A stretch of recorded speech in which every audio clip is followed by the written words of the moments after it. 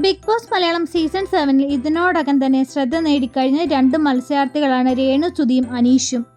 രേണുസുതി ബിഗ് ബോസിൽ എത്തുന്ന മുമ്പ് താരമാണെങ്കിലും ഷോയ്ക്ക് കോമണറായി എത്തിയ അനീഷ് ഇതിനോടകം തന്നെ വലിയൊരു വിഭാഗം പ്രേക്ഷകരുടെ പിന്തുണ നേടിക്കഴിഞ്ഞു. പ്രേക്ഷകരുടെ സപ്പോർട്ടുകൾ ഉണ്ടെങ്കിൽ തന്നെയും മറുവശത്ത് ഇരുവരെയും എതിർക്കുന്നവരും നിരവധിയാണ്. അത്തരത്തിൽ ഒരു ബിഗ് ബോസ് പ്രേക്ഷകൻ പങ്കുവച്ച കുറിപ്പ് ഇപ്പോൾ വൈറലായി മാറിക്കൊണ്ടിരിക്കുകയാണ്. ആ കുറിപ്പിന്റെ പൂർണ്ണരൂപം ഇങ്ങനെ: ബിഗ് ബോസിലേക്ക് രേണുവിനെ എടുത്തിരിക്കുന്നത് അവൾക്കുള്ള ഹേറ്റേഴ്സിനെ വെച്ച് മാക്സിമം കാശുണ്ടാക്കാൻ വേണ്ടിയാണ്. എത്രത്തോളം അവളെ അതിനകത്ത് നിർത്തി ചീത്ത നാറ്റിക്കാമോ അത്രയും നാറ്റിച്ചേ അവളെ പുറത്തു വിടുകയുള്ളൂ.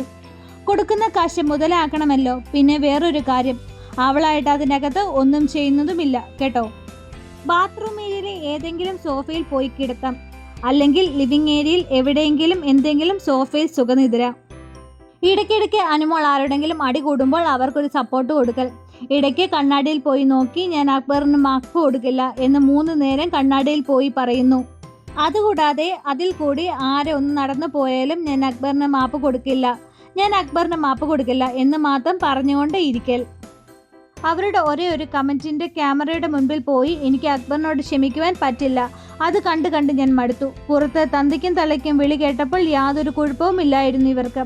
ഇപ്പോൾ ചെറിയൊരു വാക്ക്, അത് മനഃപൂർവ്വം അല്ലാതെ അവർ വിളിച്ച ഒരു വാക്ക് ഇവർക്ക് ഇണങ്ങുന്നതുമില്ല എന്ന്.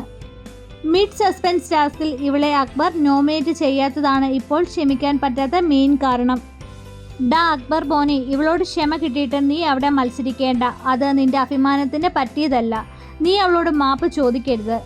ഇനി റിപ്പീറ്റ് അനീഷിനെ കുറിച്ച്. രാവിലെ എന്തെങ്കിലും മൂലയ്ക്ക് പോയി ആരോടെങ്കിലും ചോദിക്കും. അതിൻ്റെ പേര് കണ്ടന്റ് കൊടുക്കാനാണ് എന്നാണ് അവൻ വിചാരിക്കുന്നത്. അവരുടെ കയ്യിൽ നിന്ന് കണക്കിന് മേടിക്കും.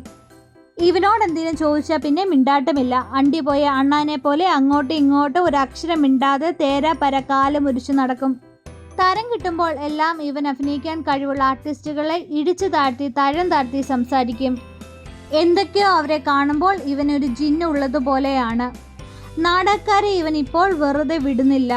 ശരത്ത് നാടകത്തിൽ നിന്ന് വന്നതാണെന്ന് മനസ്സിലാക്കി ഇവൻ നിന്റെ നാടകം നിർത്തൂ. നാടകക്കാരെ പോലെ എന്തൊക്കെയോ പറഞ്ഞ് മുഴുവൻ നാടകക്കാരെയും കൂടെ അപമാനിക്കരുത്. ഇവനെല്ലാം തികഞ്ഞ ഒരു സർവകലാശാലയാണ് എന്നാണ് വിചാരം. ചൊറിയാനല്ലാതെ മറ്റൊരു കഴിവും ഇവനില്ല. തിരിച്ചു ചോദിക്കുമ്പോൾ മറുപടി പറയുവാനും സാധിക്കുന്നില്ല. ഒരു കാര്യം തന്നെ വീണ്ടും വീണ്ടും പറഞ്ഞുകൊണ്ടേ ഇരിക്കുവാനല്ലാതെ മറ്റൊന്നും ഇവനറിയില്ല. ഒരു കാര്യം തന്നെ ഇവൻ വീണ്ടും വീണ്ടും പറഞ്ഞുകൊണ്ടിരിക്കുന്നത് എന്തുകൊണ്ടാണെന്ന് അറിയാമോ? പിന്നീട് പറയുവാനുള്ള വാക്കുകൾ ഇല്ലാത്തത് കൊണ്ടാണെന്ന് പ്രേക്ഷകർ പറയുന്നു.